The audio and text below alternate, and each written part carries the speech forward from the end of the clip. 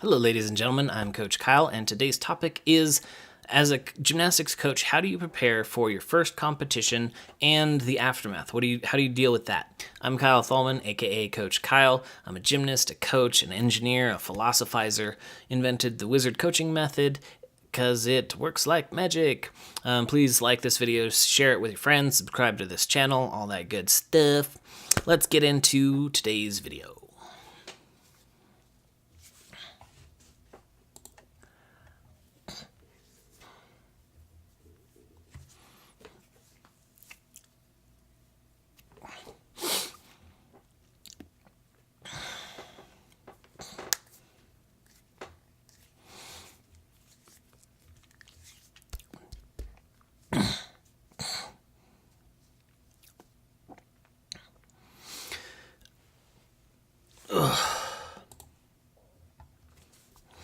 So, before the competition, what do you want to do? Well, you want to kind of go over what could possibly happen. What if the kid gets a great score? What if the kid gets a terrible score? What are you going to do with the parents? Make sure you have a system of like protocol or, roles of what you expect from the athlete. Let them know. Be like, hey, when we walk from event to event, you're going to have all your stuff. You're going to put it in your grip bag. When you take your socks off, you put them right there in your grip bag, and that's the only spot so you don't lose them. Madness for little boys in their socks. But, establish the protocol and what you're going to do and tell them before you get to the competition. That way you're not like, hey, why are you guys not behaving what I didn't tell you to behave? You know what I mean?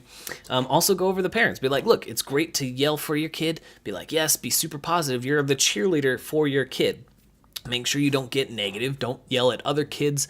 And, if your kid isn't doing that bad, still yell and be positive for them. Don't get negative on them. And then also think on like what protocols you want to have for yourself. Like, how are you going to present yourself at the meet?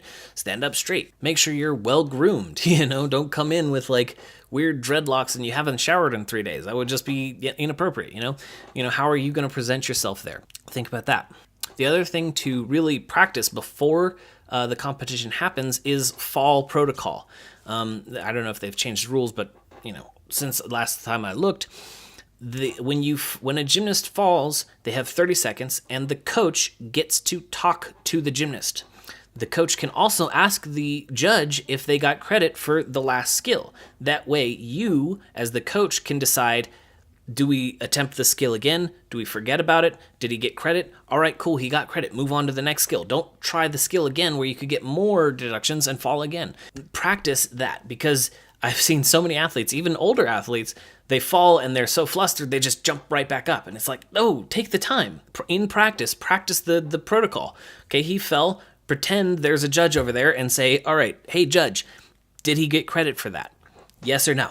And have one of the other kids be like, yes, I don't know. And then it's like, all right, you got credit for that. This is what we're going to do. And, practice that protocol in your practices. So when it happens in a competition, you're ready for it.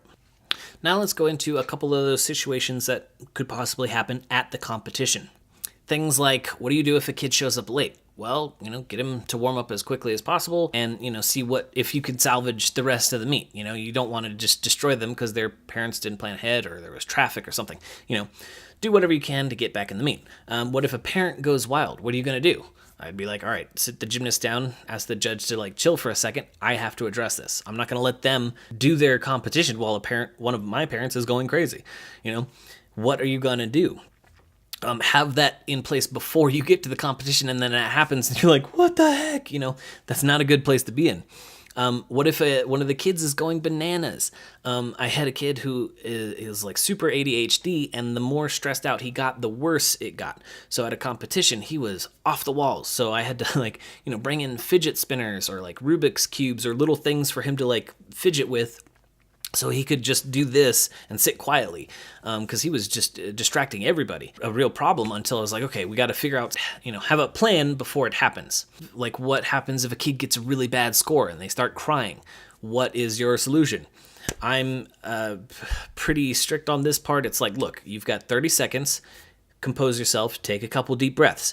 If you are still losing it emotionally, by the time we get to the next event, you're not competing that event.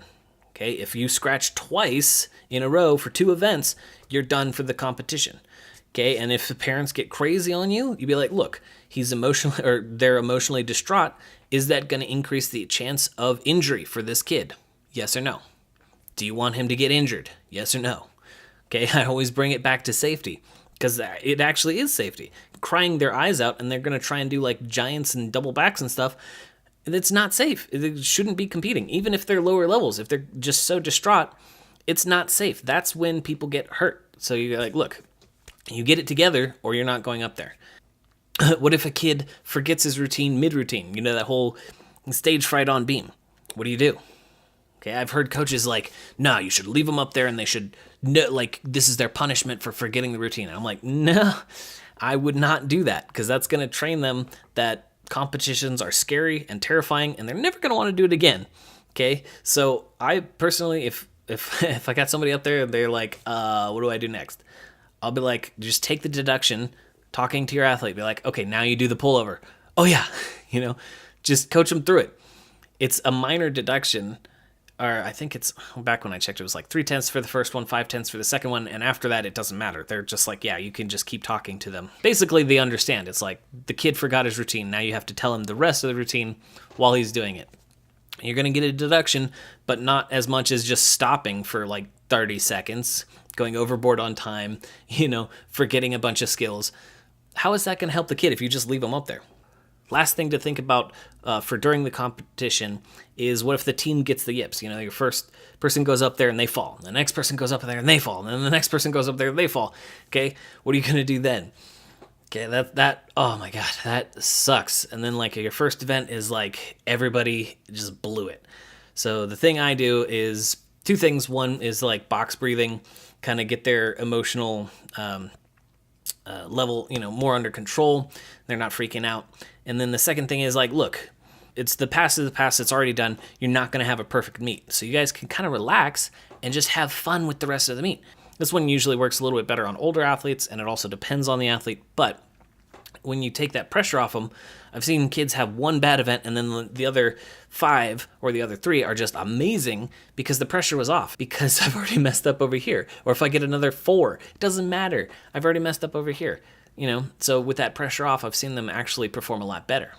All right, moving on to after the competition, things to think about. After the competition's over, what if the kid had a terrible meet and he's just like super depressed? First, calm the kid down. Try and get them, not to feel super bad, but don't take away their pain entirely. Don't be like, no, it's not your fault at all. Okay, let them be like, look, it is your fault a little bit, but we can get better with more work and practice in the future. Don't blame them and be like, you should have worked harder at practice. This is not the moment to do that. Okay, this is the time where you want them to look forward to getting better in the future and hopefully, winning gold medal later. You as the coach, if you had, what if your whole team did terribly? That sucks, and you feel it. Like, I've had that where it was like a bunch of them, it was not their day. And I'm like, man, you have to take responsibility. You're like, look, this is my fault. Don't be the coach that's like, yeah, they just don't work hard. They're not motivated. If you're blaming the kids, you're not going to become a better coach. You're always going to be the coach that blames the kids instead of taking responsibility. Oh, man, that hurts. It really does. You're like, man, I suck. Okay, well, now what you need to do is take responsibility, feel the pain, but don't go too far with it, okay? Don't blame yourself as a person or like say you're just a terrible coach. What you need to go is, okay, this sucks. I feel it. I'm taking responsibility. What can I do? Okay, if you accept the responsibility and then say, okay, it wasn't me being a bad person or a terrible coach. It was just a few of my coaching techniques. You can change your techniques. That's no problem. Okay, watch some videos on YouTube. Watch these videos. Ask another coach to mentor you. Be like, okay, everybody on pommel horse sucked hard. How can I get better at pommel horse? This is what separates the good coaches or the okay coaches from the great coaches. Because every time a great coach has a bad day or a bad competition, they go, okay, it's my fault. That sucks. What can I do to be better next time? On the flip side, what if like you have a great day? What if everybody just crushes it? And like I had one of those too, where like my worst guy was 8th place. That was the lowest scoring guy. It was awesome. It was just an amazing meet. What do you do after that? Well, give everybody else credit. It sounds funny, so if things go wrong, take responsibility. If things go right, give everybody else credit. Be like, man, your kid is super hardworking. We really worked his butt off. He's grown so much this year. He's gotten flexible, all this other stuff. And be like, thank you, parents, for helping support them. Give them credit. Make them feel good so that they keep doing the things that they're doing to have a good competition. You know what I mean? Yes, you can celebrate a little bit, but really give the credit back to the kids and the parents as much as you can. And other coaches tell me, like, I worked with him for a couple days a week. This other coach worked with him. It was amazing to have his help. Just the more credit you give to everybody else, the happier you will make them and the more progress you're going to see in the future. So why not do that? I also suggest after the competition, set up some sort of like team dinner or team lunch, have everybody get together and be like, man, even the good and the bad. So if one kid had a terrible competition, another had a great competition, okay, get them all together and just have fun. Have some pizza, party, whatever, let the kids be the kids again and get the parents together and be like, yeah, that was a tough meet, yada, yada. That way you kind of build a community that's all supporting each other. Okay, even if they had a good day, had a bad day, it doesn't matter. Okay, we're here to help everybody get better. Other thoughts. One coach I met actually would bring medical forms and signed power of attorney forms on any travel meet or any meet that the parents weren't going to be there. 4 hours in San Francisco and their parents are still in Reno and their kid has like an allergic reaction to something or they fall and break something and it's like, we need a signature for a parent to perform a surgery that's life-saving or like a critical thing. You need to have those forms, and it would really suck if, something terrible happened because you don't have those forms. How do you implement this into your coaching strategy, style, whatever? Basically, just plan ahead. Take a half hour to an hour and go, especially if you've got a couple meets coming up. I know right now it's kind of end of the season for most people, but just go, okay, what could happen? How am I going to deal with these things? And write it out. That really helps prepare you for these situations. Question of the day is, do you guys have any other crazy competition stories or ways to deal with like crazy competition situations? Let me know in the comments down below. If you liked this video, thought it was helpful, please subscribe to the channel, like the page, like the everything, share it on Facebook, social media, Pinterest, wherever you share it. I'm Coach Kyle. Rock on.